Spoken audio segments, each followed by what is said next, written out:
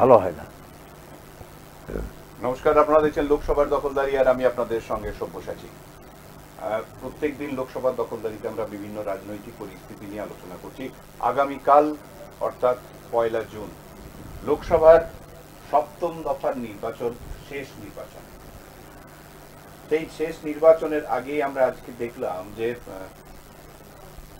নির্বাচনের একদম শেষ মানে গতকাল আমরা যেটা লক্ষ্য করলাম সেটা হচ্ছে যে এক কথায় বলতে গেলে যে ভাঙড়ে যেভাবে বোমাবাজির কাজ আরম্ভ হলো আর কি, বোমাবাজি শুরু হয়ে গেল, তাতে আগামীকাল যে নির্বাচন সেটা কোন দিকে যাচ্ছে, কি হচ্ছে কি না হচ্ছে সেটা নিয়ে কিন্তু খুব ধোঁয়াশার একটা জায়গা তৈরি হয়েছে। যদিও নির্বাচন কমিশন তার মতন করে চিন্তা ভাবনা করেছে তারা ঠিক কিভাবে কি করবে, কোন কিভাবে এই ধরনের অনৈতিক কাজকর্মকে শায়েস্তা করা যেতে পারে, নিশ্চয়ই তাদের মধ্যে তারা নিশ্চয়ই সেই জায়গাটাও তৈরি করে দিয়েছে।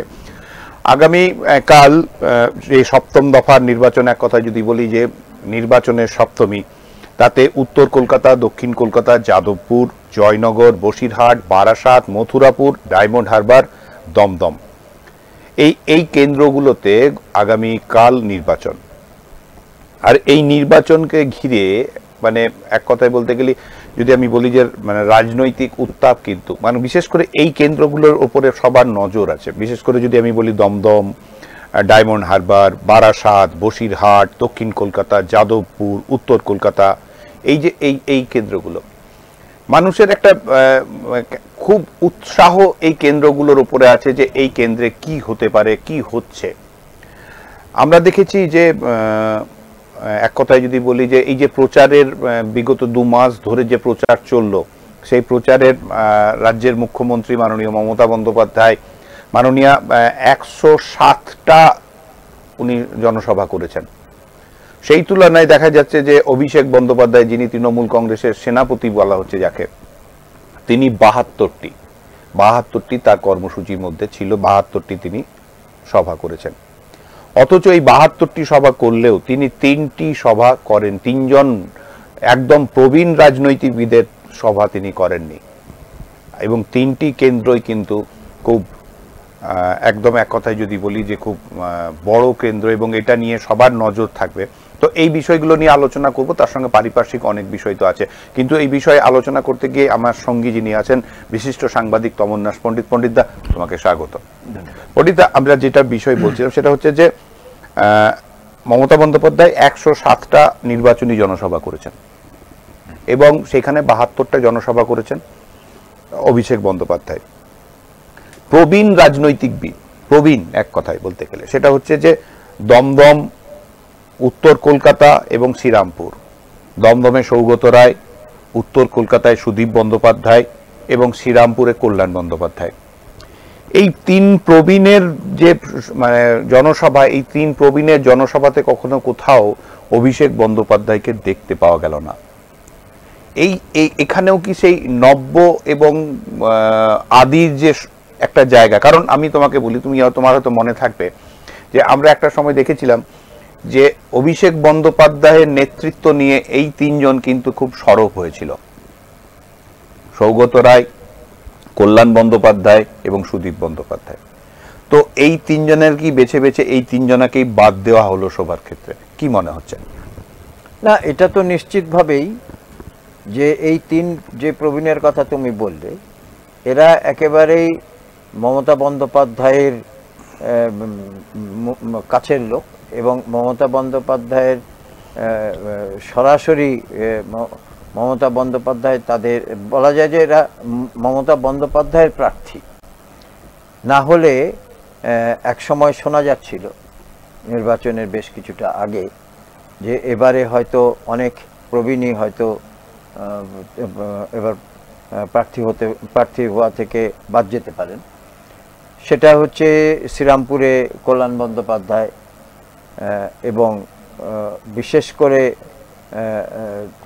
সেখানে সৌগত রায়ের কথা উঠেছিল, এবং এক সময়ে এই নবীন এবং প্রবীণের দ্বন্দ্ব নিয়ে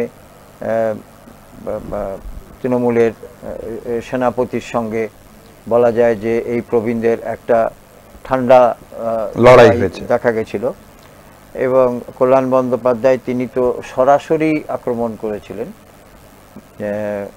অভিষেক বন্দ্যোপাধ্যায়কে, এবং তিনি পরিষ্কার বলেছিলেন যে আমি একমাত্র নেত্রী হিসেবে মমতা বন্দ্যোপাধ্যায়কে মানি, দলে নেতা হিসাবে বা নেত্রী হিসেবে আর কাউকে মানি না।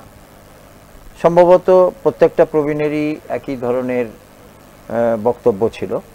এবং ঘটনাচক্রে নির্বাচনের নির্ঘণ্ট যখন তৈরি হয় বা নির্বাচন প্রার্থীপদ যখন তৈরি হয়, তখন এই প্রবীণদের নিয়ে কিন্তু সরাসরি যে দলে যারা প্রবীণ এবং যারা প্রায় বলা যায় যে 70ঊর্ধ্ব, তাদের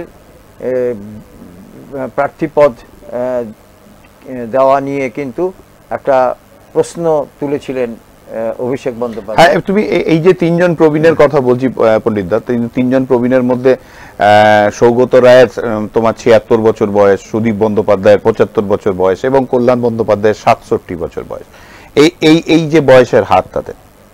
হ্যাঁ, সেটা নিয়েই প্রশ্নটা উঠেছিল এবং সেখানে কিন্তু শেষ পর্যন্ত মমতা বন্দ্যোপাধ্যায়ের হস্তক্ষেপে এবং মমতা বন্দ্যোপাধ্যায় সরাসরি এই তিন প্রবীণের প্রার্থীপদ একেবারে সরাসরি তিনি তার দায়িত্বে তিনি তাদেরকে প্রার্থীপদ দিয়েছেন, এটা বলা যেতে পারে। এবং অনেকটা ক্ষেত্রে এটা তার বলা যায় যে ভাইপোর সঙ্গে তার চ্যালেঞ্জও ছিল বলা যেতে পারে, এবং এখনও কিন্তু এটা একটা চ্যালেঞ্জ হয়ে আছে দলের মধ্যে। চ্যালেঞ্জ বলতে আমি এটা বলছি যে যদি এই প্রবীণদের মধ্যে কেউ যদি হার স্বীকার করে বা কেউ যদি হেরে যায়, সেখানে কিন্তু দায়িত্বটা কিন্তু মমতা বন্দ্যোপাধ্যায়কেই কিন্তু নিতে হবে। কারণ তখন কিন্তু যে অভিষেক বন্দ্যোপাধ্যায় এবং দলের যে ইয়ং ব্রিগেড, তারা কিন্তু সরাসরি আঙুল তুলবে যে নির্বাচনের প্রথমেই যাদের বিরোধিতা করা হয়েছিল তাদেরকে জোর করে প্রার্থী করার পরেও তারা জিততে পারলেন না, এটা নিয়ে কিন্তু একটা সমস্যা তৈরি হবে দলের মধ্যে। যেভাবেই হোক, এখন তো প্রার্থীপদ তারা পেয়েছেন মমতা বন্দ্যোপাধ্যায়ের দাক্ষিণ্যে এবং সৌজন্যে, এবং মমতা বন্দ্যোপাধ্যায়ের এরা তিনজনে খুব দীর্ঘদিনের সঙ্গী এবং মমতা বন্দ্যোপাধ্যায়কে কখনো এরা ছেড়ে যাননি। ফলে মমতা বন্দ্যোপাধ্যায় মাঝখানে সুদীপ বন্দ্যোপাধ্যায় একবার ছেড়ে গেছিলেন, কিন্তু পরবর্তী ক্ষেত্রে ফের সুদীপ বন্দ্যোপাধ্যায় তিনি ফিরে এসে তার যেটাকে বলে তার আনুগত্য, সেটা তিনি প্রমাণ করেছেন। ফলে মমতা বন্দ্যোপাধ্যায়ের অনুগ্রহ তিনি পেয়েছেন ফের, এবং এই আগামীকালই বলা যায় যে তিনজনের মধ্যে দুজনের ভাগ্য নির্ধারণ একজনের ইতিমধ্যে হয়ে গেছে একদম, এবং দুজনের ভাগ্য নির্ধারিত হবে, এবং দুজনেই খুব গুরুত্বপূর্ণ কেন্দ্রে আছেন, অর্থাৎ কলকাতার ধারে কাছেই। একজন দমদমে আছেন এবং একজন তো উত্তর কলকাতায় আছেন।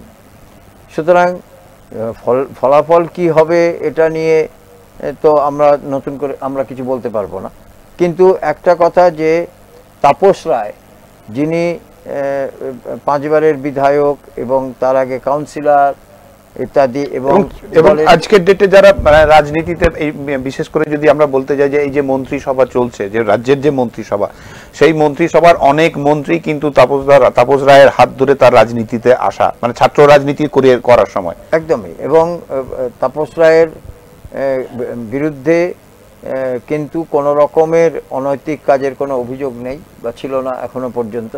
ফলে তাপস রায়ের দল ছেড়ে দেওয়া এবং সুদীপের বিরুদ্ধে দাঁড়ানো, এটা কিন্তু দলের পক্ষে কতটা বড় চ্যালেঞ্জ হবে সেটা কিন্তু এখন দেখার জন্য কিন্তু অনেকেই আগ্রহ নিয়ে তাকিয়ে আছেন। কারণ হচ্ছে যে সুদীপ বন্দ্যোপাধ্যায় তিনি দীর্ঘদিনের যেমন রাজনীতিবিদ, তাপস রায়ও দীর্ঘদিনের রাজনীতিবিদ, কিন্তু তাপসের সঙ্গে, এবং একটা কথা মনে রাখতে হবে যে তুমি যেটা বলেছো এটা খুব গুরুত্বপূর্ণ, যে এই কেন্দ্রে সুদীপের কেন্দ্রে সেখানে কিন্তু দলের সেনাপতি অভিষেক বন্দ্যোপাধ্যায় তিনি কিন্তু কোনো প্রচারেও আসেননি, সেখানে কোনো কিছুতে তিনি তার কোনো আগ্রহ দেখাননি এই কেন্দ্রে কি হতে যাচ্ছে।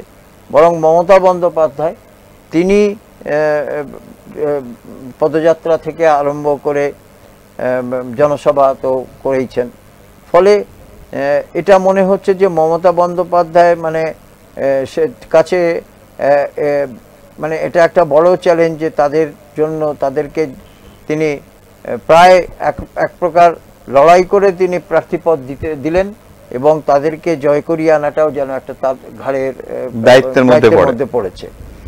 এটা যেমন একটা দিক।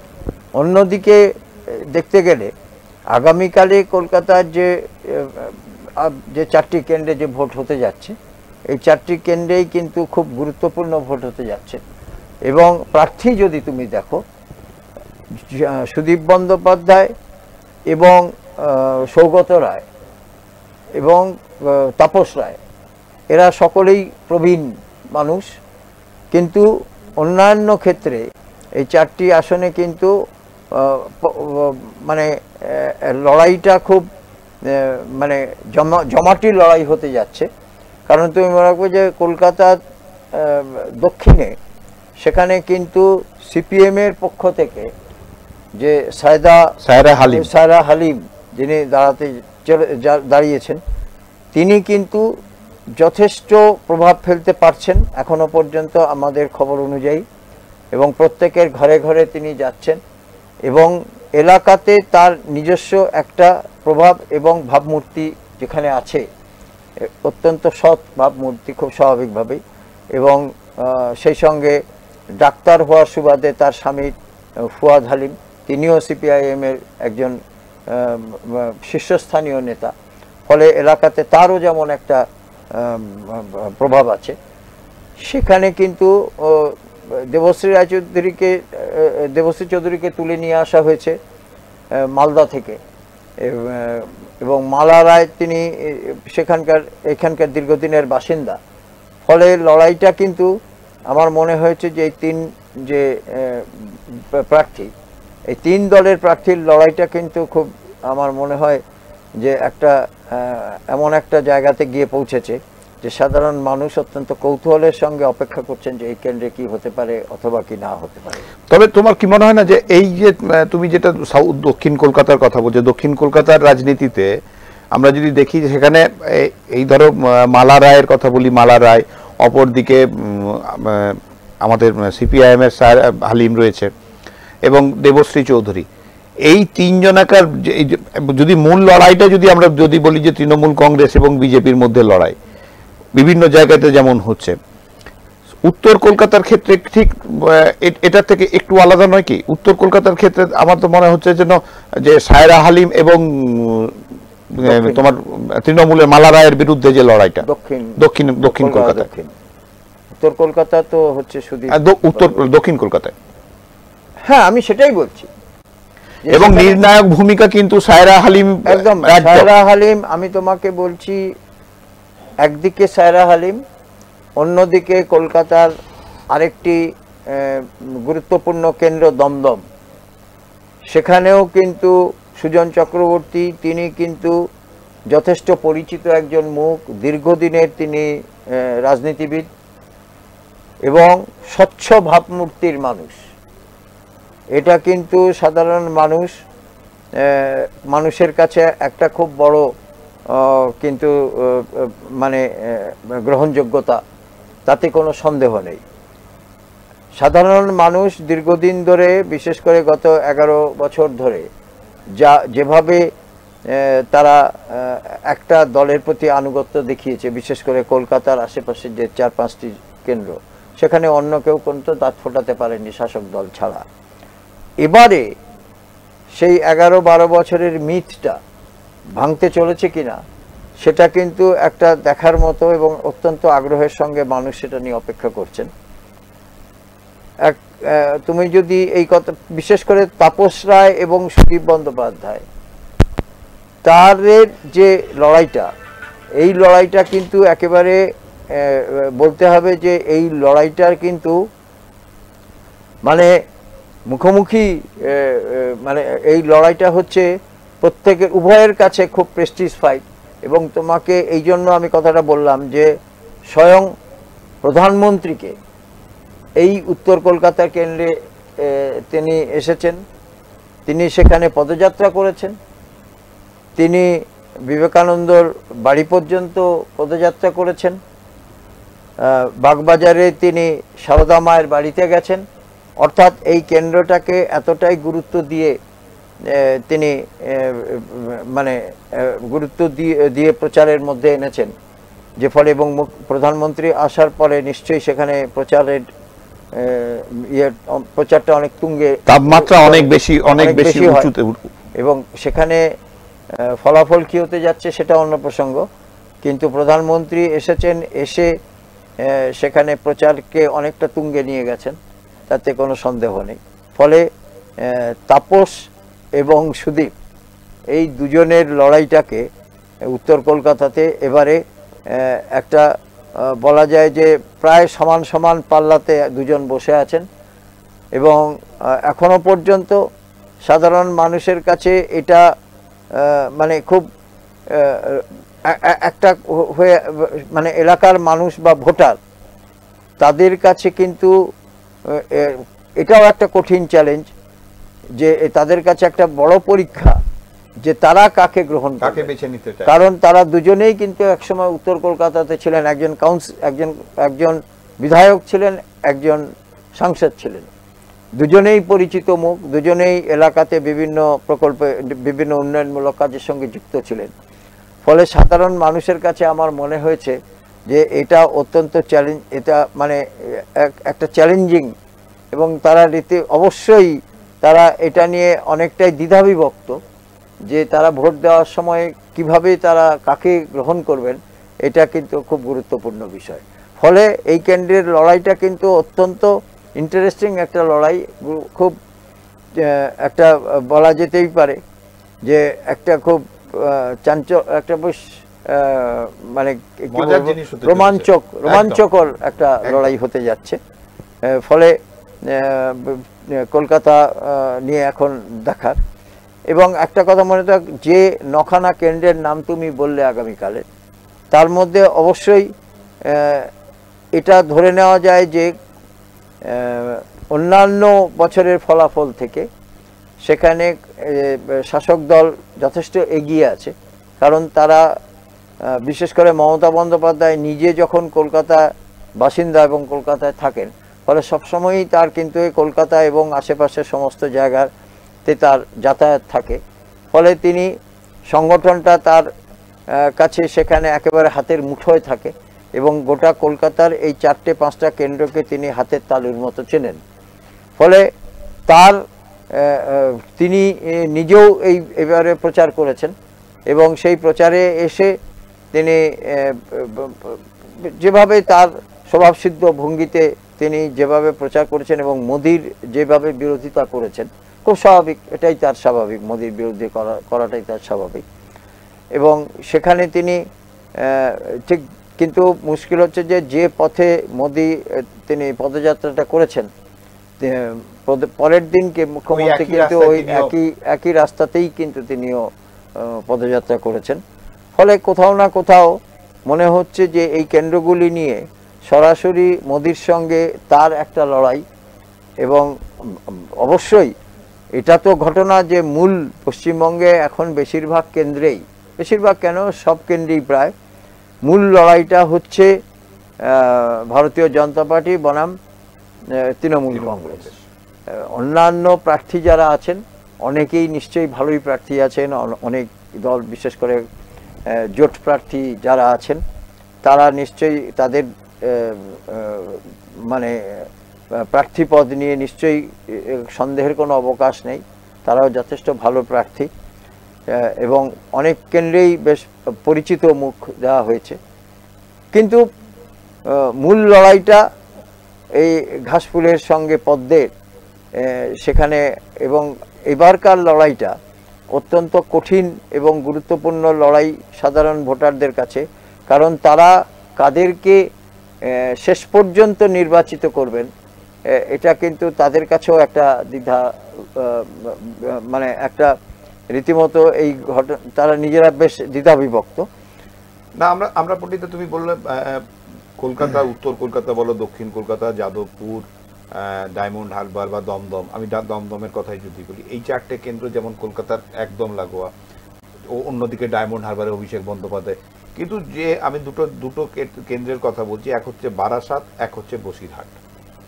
যদি আমি বসিরহাটের কথাই বলি, তাহলে এই যে সন্দেশখালী, যেটা নিয়ে আজকে রাজ্য রাজনীতি গোটা দেশ উত্তাল হয়ে আছে, বিভিন্ন সময় আমরা সন্দেশখালী, এমন কোনো দিন থাকছে না যে সন্দেশখালী সংবাদ শিরোনামে থাকছে না।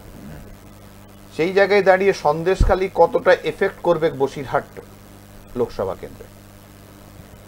মূলত বসিরহাট লোকসভা কেন্দ্রে ইতিপূর্বে যে 7টি বিধানসভা কেন্দ্র নিয়ে মূলত নদী কেন্দ্রিক, অর্থাৎ সুন্দরবনের প্রত্যন্ত এলাকাগুলি নিয়ে যে কেন্দ্রগুলো, সেই কেন্দ্রগুলো সবসময়ই কিন্তু একটা, বিশেষ করে যে আইন শৃঙ্খলা যারা রক্ষা করেন তাদের কাছে কিন্তু একটা মাথা ব্যথার কারণ হচ্ছে যে এই যে নদীপথ, এই দীর্ঘ নদীপথ, এটা বাংলাদেশের সঙ্গে সরাসরি যুক্ত। ফলে এই বাংলাদেশের সঙ্গে বহু, বিশেষ করে দুষ্কৃতীদের অনৈতিক আদান প্রদান, সেখানে গার্ল ট্রাফিকিং, অন্যান্য যেটাকে বলে স্মাগলিং ইত্যাদি খুব সহজ নদীপথে সেটা হয়ে থাকে। এটাই কি এই যে মূল একটা বক্তব্য চারিদিকে চলছে যে সন্দেশখালীর নোনা জলে সোনা ফলে? হ্যাঁ, এইগুলোই তার মাধ্যম। অবশ্যই এবং খুব সহজেই, যেহেতু নদীপথে খুব সহজেই এখানে অপরাধ করে ওই বাংলাদেশে গিয়ে আশ্রয় নেওয়া যায়, আবার বাংলাদেশে সেখানে ক্রাইম করে এখানে আশ্রয় নেওয়া যায়। ফলে সন্দেশখালীতে যে কত বাইরের দুষ্কৃতীরা এসে আশ্রয় নিয়ে আছে, বা বাইরের কত অন্যান্য মানে বাংলাদেশ সহ অন্যান্য জায়গাকার কত সেখানে ভোটার যারা নয়, অর্থাৎ তারা কত আশ্রয় নিয়ে আছে বিভিন্ন দ্বীপে, এটাও কিন্তু একটা মাথা ব্যথার বিষয় শেষ পর্যন্ত। তবে একটা কথা কি, যে এবারে বসিরহাট কেন্দ্রে প্রার্থী যেভাবে, অন্তত বিজেপি যে চমকটা দিয়েছে রেখা পাত্রকে প্রার্থী করে, এটা কিন্তু সত্যিই একটা চমক। এবং রেখা পাত্র, যিনি ইতিপূর্বে রাজনীতি বিষয়ে কোনো প্রায় বলা যায় যে অজ্ঞ ছিলেন, যথেষ্ট কোনো জ্ঞানগম্যী ছিল না, তিনি ধীরে ধীরে কিন্তু এখন অনেকটাই সড়গড় হয়েছেন এবং তিনি রীতিমতো বিভিন্ন কর্মী সভাতে, বিভিন্ন জনসভাতে তিনি এখন ভাষণ দিতে পারছেন। বেশ তিনি একটা আকর্ষণীয় ব্যক্তিত্ব হয়ে উঠছেন ধীরে ধীরে। এটা অবশ্যই কৃতিত্ব ভারতীয় জনতা পার্টি। কিন্তু শেষ পর্যন্ত সাধারণ মানুষ তার গ্রহণযোগ্যতা কতটা সেই এলাকায়, কারণ তিনি একেবারে নতুন প্রার্থী, সাধারণ গ্রহণযোগ্যতা কতটা সেটা। এবং একটা কথা মনে রাখতে হবে যে যেহেতু এই কেন্দ্রগুলো বেশিরভাগই হচ্ছে সংখ্যালঘু অধ্যুষিত কেন্দ্র, এবং শাসক দলের যিনি প্রার্থী হয়েছেন তিনিও সংখ্যালঘু সম্প্রদায় থেকে, ফলে তিনি যদি সংখ্যালঘু সম্প্রদায়, সেইখানে যদিও সেখানে একজন আইএসএফেরও প্রার্থী আছে, তবে তিনি কতটা প্রভাব ফেলতে পারবেন সেটা এখন কিছু জানা যাচ্ছে না। কিন্তু সংখ্যালঘু সম্প্রদায়েরও যদি ভোটে যদি কিছুটা বিভাজন হয়, তাহলে কিন্তু লাভের গুড় খেতে পারেন এই ভারতীয় জনতা পার্টি। কিন্তু সেটা কতটা কি হয় সেটা এখন দেখার। কিন্তু এটা ঘটনা যে এটাও এবারের ভোটে রেখা পাত্রকে প্রার্থী করা, এটাও কিন্তু এবারের ভোটের একটা চমক, তাতে কোনো সন্দেহ নেই। আরেকটা বিষয় আছে, সেটা হচ্ছে যে এই এবং প্রসঙ্গত নিরাপদ সর্দার, আমি ওই নিরাপদ সর্দারের কথাতেই আসছিলাম, যে একসময় সন্দেশখালী এই অঞ্চল, মানে তুমি যদি বলো বসিরহাট, সন্দেশ, মানে ওই পুরো অঞ্চলটা বামদের এক কথায় গড় ছিল, একদম কোনো কথা বলার জায়গা ছিল না সেই জায়গাটাতে। মানে তাদের যে সংগঠন যেভাবে ছিল, সেই সংগঠন আস্তে আস্তে সময়ের সাথে সাথে যেভাবে 34 বছরের লিগাসি বামপন্থাকে মানে একদম টেনে নিয়ে বেড়াচ্ছে, সেই জায়গায় থেকেও তাদের কিন্তু একটা সমস্যার জায়গায় তারা আছে। এবারেও দেখলাম যে আমরা সন্দেশখালী নিয়ে যখন আন্দোলন চলছে তখনও তোমার নিরাপদ সর্দার সেও তার দিন 12-13 দিন তিনিও জেলের ভেতরে ছিলেন, যার যদিও মামলাটি কতটা সঠিক কতটা ওটা একটা ইয়ের বিষয়। কিন্তু বামপন্থীরা মানে যারা নিরাপদ সর্দারের বা এনারা এবারের কতটা নির্ণায়ক ভূমিকায় থাকবে বলে মনে হচ্ছে, নাকি একদম না? নিরাপদ সর্দার কিন্তু যখন এই দলের শাসকদের যখন একেবারে ভরা সময় অর্থাৎ 2016 তখনও কিন্তু নিরাপদ সর্দার কিন্তু জয়লাভ করেছিলেন এবং নিরাপদ সর্দারের সাধারণ মানুষের সঙ্গে যোগাযোগ সেটা কিন্তু বিশেষ করে সন্দেশখালী এলাকাতে সেটা কিন্তু অবশ্যই একেবারে, যেহেতু বামপন্থী যারা সংগঠন করেন তারা সবসময় মানুষের সঙ্গে এবং রাস্তায় নেমে সংগঠনটা করেন, ফলে নিরাপদ সর্দারের কথা ভোলার কোনো জায়গা নেই। এবং নিরাপদ সর্দারের এখন যথেষ্ট সেখানে তার ব্যক্তিগত, তার দলীয় কতটা আছে আমরা জানি না, কিন্তু ব্যক্তিগতভাবে তার যথেষ্ট প্রভাব সেখানে এখনো আছে। এবং যার জন্য এই সন্দেশখালীর যে আন্দোলন, বিশেষ করে মহিলাদেরকে নিয়ে তাদের শ্লীলতাহানি ইত্যাদি নিয়ে যে আন্দোলন শুরু হয়েছিল, সেখানে কিন্তু হঠাৎ করে আমরা দেখলাম যে নিরাপদ সর্দারকে সেখানে কলকাতার তার বাড়ি থেকে সে পুলিশ সেখান থেকে তাকে তুলে নিয়ে যায় এবং প্রায় 15-20 দিন তাকে হাজতবাস করতে হয়। এই নিরাপত্তাকে এবং তাকে কেন এগুলো মামলা দেওয়া হয়েছিল ইত্যাদি শেষ পর্যন্ত সেটা আদালতে টেকেনি। কিন্তু নিরাপদ সর্দার একটা অন্তত একটা এলাকা ভিত্তিকভাবে আমি বলতে পারি, হয়তো এই 7টা যে বিধানসভা আছে 7টা বিধানসভাতেই তাদের যথেষ্ট প্রভাব হয়তো নেই সিপিআইএমের, কিন্তু সন্দেশখালী সহ আশেপাশে গ্রামগুলিতে সেখানে কিন্তু নিরাপদ সর্দারদের একটা প্রভাব কিন্তু আছে।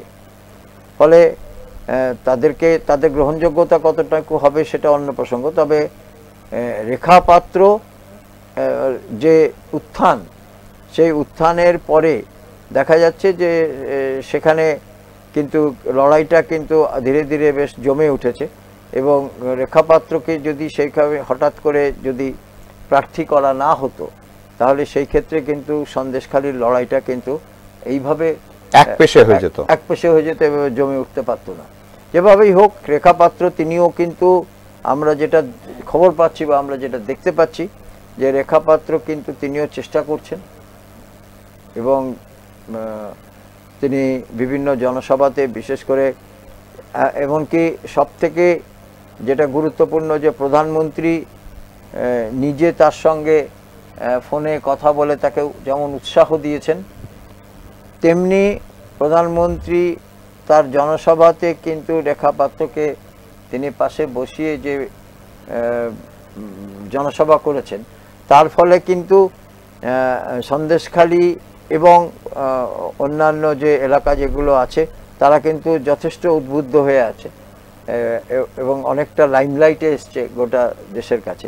এমনিতেই সন্দেশখালী নিয়ে প্রচার, তার পাল্টা প্রচার ইত্যাদি নিয়ে সন্দেশখালী জমজমাট হয়ে আছে বেশ গত কয়েক মাস।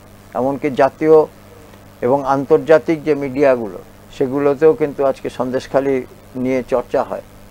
ফলে একটা কথা খুব গুরুত্বপূর্ণ যে সন্দেশখালীতে বিশেষ করে জমি সংক্রান্ত এবং মা বোনেদেরকে রাত্রেবেলা সেখানে শাহজাহানদের মতো কিছু দুষ্কৃতী তারা নাকি রাতের বেলা তাদেরকে ডেকে পাঠাতো ইত্যাদি, যেগুলো অভিযোগ, এখানে আমাদের কিছু বলার নেই। এই মূলত এই অভিযোগের ভিত্তিতেই সন্দেশখালীর লাইমলাইটে এসেছিল এবং এই মহিলাদের আন্দোলন তার ফলেই কিন্তু ধীরে ধীরে লাইমলাইটে এসেছিল। সেটা আস্তে আস্তে আরও বেশি সেটা সাধারণ মানুষের কাছে গ্রহণযোগ্য হয় যখন রেখা পাত্রকে যখন এই এলাকার প্রার্থী হিসাবে যখন তার নামটা যখন আমরা দেখতে পাই। ফলে লড়াইটা হয়তো আমি এটা বলতে পারি না, কারণ দীর্ঘদিন ধরে সেখানে শাসক দল তারা সংগঠন করেছে এবং এখানটায় মনে রাখতে হবে যে এই বাংলাদেশ সংলগ্ন সুন্দরবন এলাকাতে যে সংগঠন বা যে সাধারণ ভোটার, তাদের সমস্যাটা কিন্তু পুরো অন্য।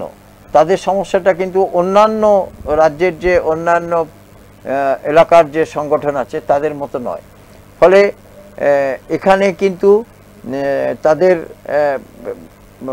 মানে যেহেতু তারা মানে একটা মানে এমন একটা সমস্যার মধ্যে দিয়ে তারা সন্দেশখালী আজকে একটা পরিচিত নাম হয়ে উঠেছে। না, আমি তোমাকে যে জানতে চাইছি সেটা হচ্ছে পণ্ডিতদা, রাজ্যের শাসক দল যেভাবে এই নির্বাচনে, আমি যদি বসিরহাটের কথাই বলি, তাহলে এই যে সন্দেশখালীর কথা আমরা আলোচনা করছি, এই সন্দেশখালীর যে রাজনৈতিক যে পরিকাঠামোটাকে চালনা করত, যদি সেখানে শেখ শাহজাহান ছিল, শিবু হাজরাদের মতন লোকরা ছিল, তারা তো আজকে সবাই জেলের ভেতরে। তো তারা যারা নেতৃত্বের যারা যে জায়গায় ছিল তারাই এখন জেলের ভেতরে। তো সেই জায়গায় দাঁড়িয়ে যারা মানে সেই সময়ের কর্মী, যারা তৃণমূলের কর্মী, নেতারা তো জেলে রয়েছে, কর্মীদের মধ্যে কতটা মানে একটা জায়গা থাকবে যে তারা এই যে এই লড়াইটাকে আগে নিয়ে যেতে পারে শাসক দলের ক্ষেত্রে?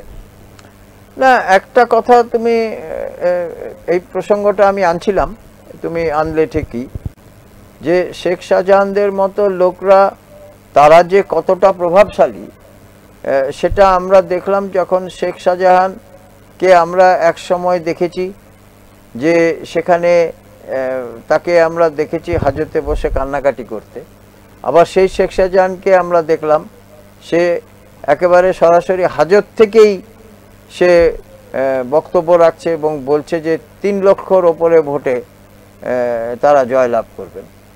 সুতরাং এটা দেখতে হবে যে এই এলাকাতে এখনো প্রচুর মানুষ আছেন, প্রচুর মানুষ না বলে আমি বলতে চাই যে শাহজাহানের বাহিনী এখনো, এটা তো ঘটনায় যে একটা এলাকাতে নিশ্চয়ই একা শাহজাহান থাকে না, নিশ্চয়ই তার তৈরি করা একটা বাহিনীর মাধ্যমেই তো কাজটা হয়। ফলে সবাই নিশ্চয়ই ধরা পড়েনি। বলে শাহজাহানের মতো বহু দুষ্কৃতী সেখানে এখনো পর্যন্ত আছে যারা এই নির্বাচনী প্রক্রিয়াটাকে কিন্তু নিয়ন্ত্রণ করে। ফলে এই নির্বাচনেও যে তারা এই প্রক্রিয়াটাকে নিয়ন্ত্রণ করবে না বা সাধারণ মানুষকে হুমকি দেবে না, সাধারণ ভোটারদেরকে আগের রাত্রে গিয়ে বাড়িতে তারা রীতিমতো শাসাবে না, এইরকম তো নিয়ম নেই। কেননা আমরা দেখে এসেছি এইসব এলাকাতে ভোটের নামে কি হয়। ফলে পঞ্চায়েত ভোটে আমরা কোনো জায়গায় দেখেছি যে 1000 ভোটারের মধ্যে 1000 যেখানে ভোটার সেখানে 900 ভোট পড়ছে শাসক দলের নামে। ফলে সেখানে ভোট নিয়ে কি হয় আমরা দেখলাম। সুতরাং এখনো এটা ভেবে নেওয়ার কোনো কারণ নেই যে সন্দেশখালীতে রেখা পাত্রের মতো নতুন প্রার্থী দেওয়ার পরেও বা সেখানে প্রধানমন্ত্রী নিজে প্রচারের মধ্যে প্রচারে নিয়ে এলো সন্দেশখালী সহ এই বসিরহাটকে, শাসক দল তাদেরকেও তো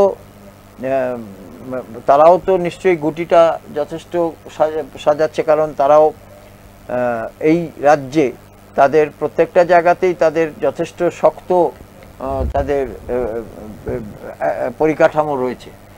ফলে যেভাবেই হোক লড়াইটা পদ্মের কাছে খুব একটা সহজ নয়, কারণ এটা মনে রাখতেই হবে যে শাসক দলের কাছে কিন্তু এই লড়াইটা যেমন একটা তাদের কাছে বলা যায় যে তাদের অস্তিত্ব রক্ষার লড়াই। কারণ বসিরহাটে যদি শাসক দল কোনোভাবে যদি পরাস্ত হয় তাহলে কিন্তু মনে রাখতে হবে যে এটা তাদের কাছে একটা চরম আঘাত।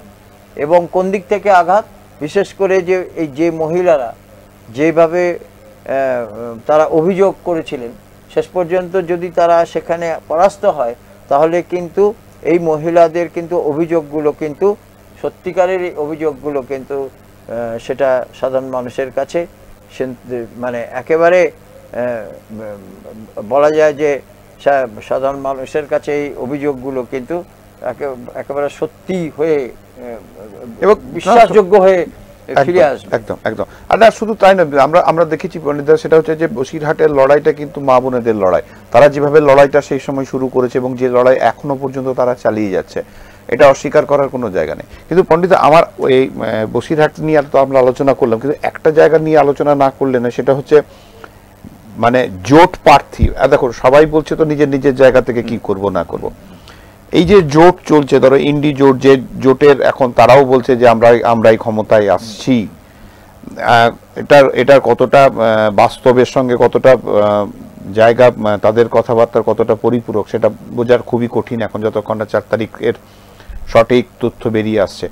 কিন্তু এই যে নির্ণায়ক ভূমিকায় বিভিন্ন জায়গায় আমরা দেখতে পাচ্ছি যে বাম সংগঠন, মানে যদিও তারা এখন জোটের প্রার্থী বললে ভুল হবে না, কিন্তু বামেদের যারা প্রার্থী হিসাবে এই জোটকে রিপ্রেজেন্ট করছে, তারা কিন্তু তাদের মতন করে বিভিন্ন জায়গায় যেসব মানে একদম ভালো ছেলেরা কাজ করছে আর কি, তাতে কিন্তু তাদের নির্ণায়ক ভূমিকায়, এইবারে 2024-এর লোকসভার নির্ণায়ক ভূমিকায় আমরা যতই বলি দুমুখী লড়াই, এই লড়াইয়ের মূল জায়গাটাই কিন্তু তৈরি করে দিচ্ছে এই তৃতীয় যারা আছে, মানে বামফ্রন্টে বলো বা জোটের বলো, তারাই।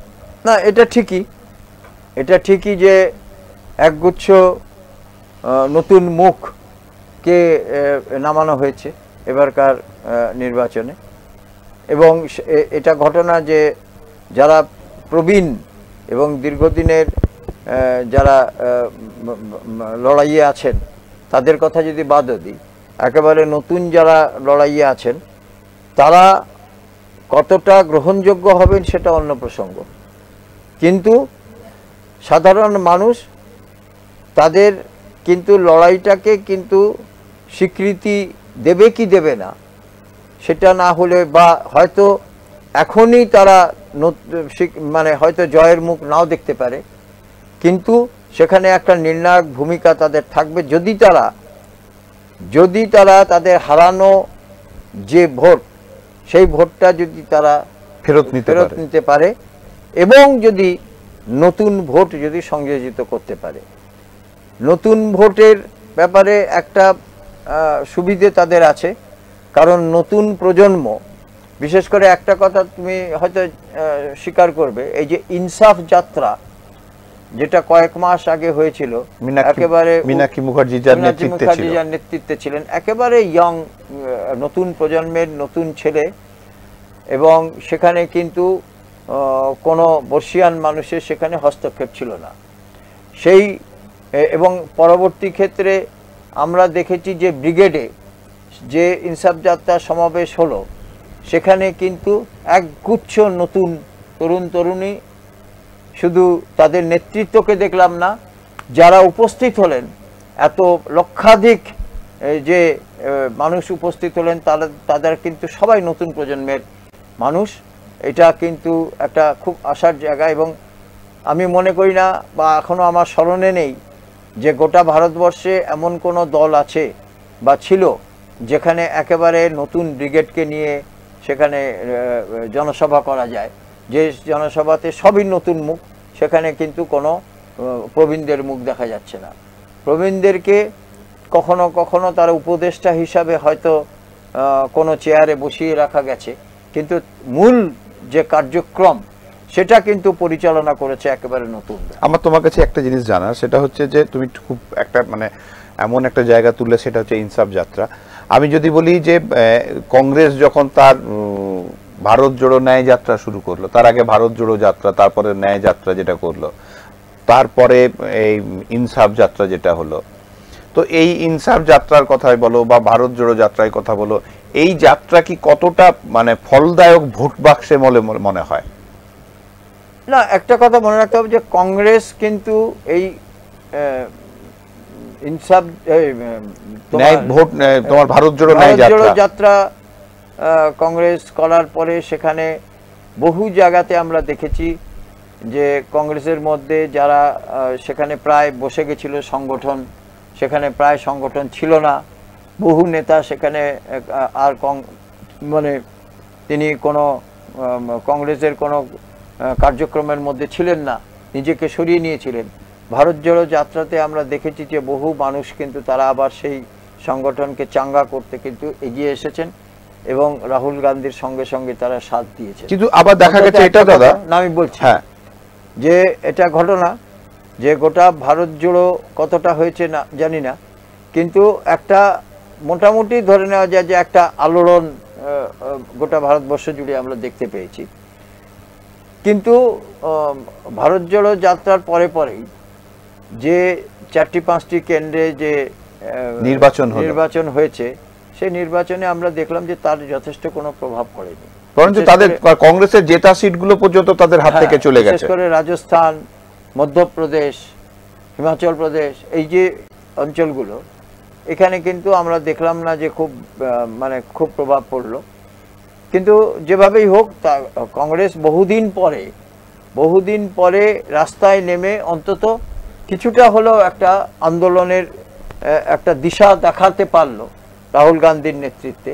এটা খুব বড় ঘটনা, কেন কংগ্রেসকে এই ধরনের আন্দোলন আমরা দেখিনি। আমরা কংগ্রেসের এখনো পর্যন্ত যেটা দেখতে অভ্যস্ত সেটা হচ্ছে যে এই জয়রাম রমেশ, যিনি জীবনে কোনোদিন কোনো নির্বাচনে লড়েননি, তিনি কংগ্রেসের মুখপাত্র হিসাবে নানা কথা বক্তব্য বলে থাকেন ইত্যাদি।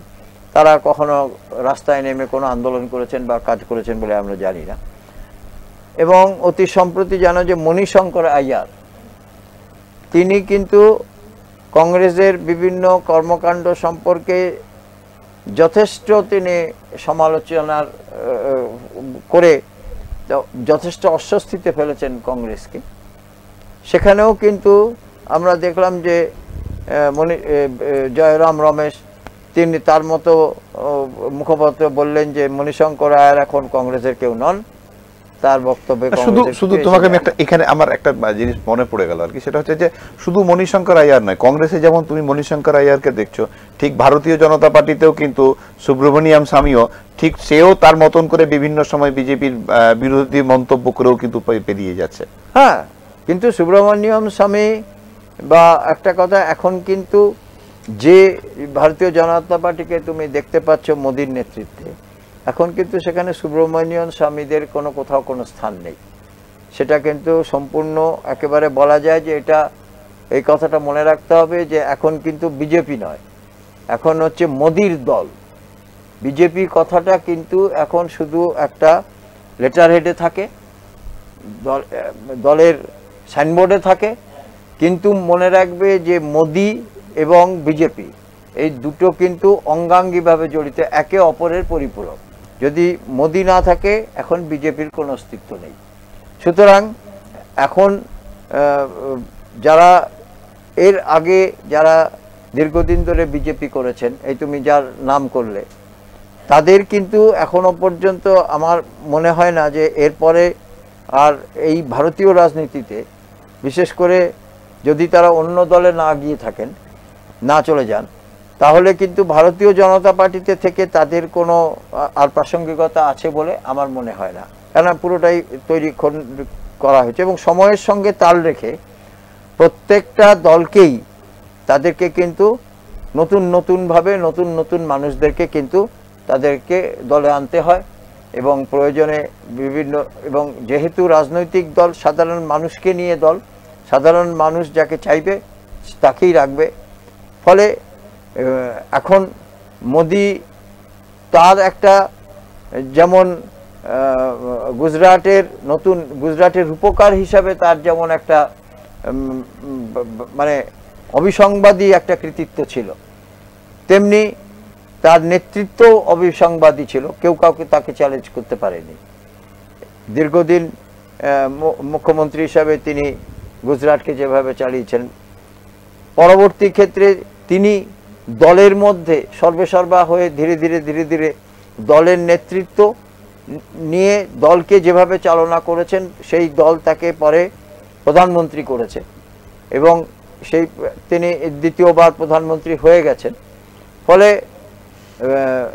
তৃতীয়বারের তার টার্মটা, সেটা অবশ্যই প্রথম বা দ্বিতীয়বার যত সহজ ছিল, তৃতীয়বারের টার্মটা অত সহজ নয়। কারণ হচ্ছে যে তার নেতৃত্ব দলের মধ্যে হয়তো চ্যালেঞ্জিং নয়, চ্যালেঞ্জ করা যায়নি, কিন্তু তার বাইরে যে বিরোধীরা যেভাবে জোট অন্তত কিছুটা হলেও জোটবদ্ধ হয়েছে, তাদের মধ্যে বিভিন্নভাবে বিভেদ আছে, কিন্তু তাহলেও একটা বিরোধী জোট তৈরি হয়েছে। না, কিন্তু তুমি ঠিক বলছো, বিরোধী জোট তৈরি হয়েছে, কিন্তু ঘটনা হচ্ছে যে মানুষের কাছে যে আমরা দেখো বিভিন্ন সময় বিভিন্ন মানুষের সঙ্গে কথা বলছি, সাংবাদিকতা করতে গিয়ে বিভিন্ন তথ্য আমাদের কাছে আসে, মানুষ কিন্তু একটা জায়গা খুঁজে পাচ্ছে না, সেটা হচ্ছে যে বিকল্প কাকে দেখবে। না, এটা আমি বলছি, কারণ বিভিন্ন সময় আমরা দেখেছি, না আমি এটার জন্য বলছি তোমাকে, যে বিভিন্ন সময় আমরা দেখেছি যে যখনই থার্ড ফ্রন্ট মানে তৃতীয় যখন কোনো কেউ এসে পড়ে এই লড়াইয়ের জায়গা থেকে তারা দাঁড়ানোর চেষ্টা করছে, তো তাদের মধ্যে তারা কখনোই কোনো জায়গাতে দাঁড়াতে পারেনি। মানে জোট সরকার কখনো সঠিকভাবে সফল এটা কিন্তু তুমি আমাদের ভারতবর্ষের রাজনীতিতে বলতে পারবে না একদম। তো সেখানে মানুষের কাছে একটা নির্বাচন মানে প্রচুর অর্থের খরচ। তো এবার যাকে ভরসা করে তুমি আজকে জোট সরকার করবে, কারণ আমি একটা জিনিস দেখতে যাচ্ছি, সেটা হচ্ছে যে না, এটা একেবারেই সফল নয়, এটা বলা ভুল। কারণ তুমি যেগুলোর কথা বলছো সেগুলো ঠিক আছে, কিন্তু এনডিএ তারাও কিন্তু আজকে 10 বছরের ওপরে ক্ষমতায় আছে। একদম। ইউপিও কিন্তু 10 বছর ক্ষমতায় ছিল। ফলে জোট যে একেবারে ব্যর্থ সেটা বলা যায় না। এবারে এনডিএ এবার যদি জয়লাভ করে তাহলে তারা অন্তত 3টে টার্ম তারা কিন্তু জোটবদ্ধ হয়েই থাকে। জোটবদ্ধ হলো মূল অবশ্য এখানে একটা ইকুয়েশন আছে যে এনডিএ জোটে সেখানে বৃহত্তম দল হলো ভারতীয় জনতা পার্টি, বাকি দলরা খুব ছোট ছোট, তাদের অস্তিত্বটা অনেকটাই অনেক জায়গাতে সর্বভারতীয় তো ইউপিএ সরকারের ক্ষেত্রে তুমি তাই দেখবে যে সেখানে বড় দল কিন্তু কংগ্রেসই ছিল। কিন্তু আমি সেটার কথা বলছি না, আমি এখন এখানে জায়গায় বলছি আজকে কংগ্রেসের যা ক্ষমতা মানে দিনকে দিন যেভাবে একদম ক্ষয়িষ্ণু জায়গায় দাঁড়িয়ে আছে, সেই জায়গা থেকে আঞ্চলিক যেসব দলগুলো আছে সেই আঞ্চলিক দলগুলো কতটা তাকে মানে সেই জায়গায় দাঁড়াতে পারবে। আবার সেই আঞ্চলিক দলগুলোর আমরা যা দেখেছি তাতে তাদের যে এক কথা যদি আমরা এটাকে ব্ল্যাকমেলিং এর কথা বলি, যে তারা নিজেদের ক্ষমতা নিজেদের স্বার্থ অনুযায়ী তারা নিজেদের মতন করে কথা বলেন, সেক্ষেত্রে কিন্তু চাপটা সাধারণ জনগণের উপরে এসে পড়বে। না ঠিকই, এটা ঠিকই, কিন্তু শেষ কথাটা কিন্তু বলে কিন্তু সাধারণ মানুষ। একদম শেষ কথা বলবে সাধারণ মানুষ, শেষ কথা বলবে ভোটার। এবং আগামী কাল একদম শেষ পর্যায়ের এই যে 2024-এর লোকসভা নির্বাচনের সপ্তমীর শেষ, এবং আমাদেরকে অপেক্ষা করতে হবে 4 তারিখের শেষ পরিণাম জানার জন্য। আর তাই অপেক্ষার সঙ্গে সঙ্গে এইটুকু বলি যে শুধু এইটুকু অপেক্ষা নয়, আজকের দিনটারও অপেক্ষা করতে হবে, কারণ কাল আবার আপনাদের সঙ্গে দেখা হবে। সেই জন্য আজকের মতন অনুষ্ঠান এখানেই শেষ করছি। নমস্কার।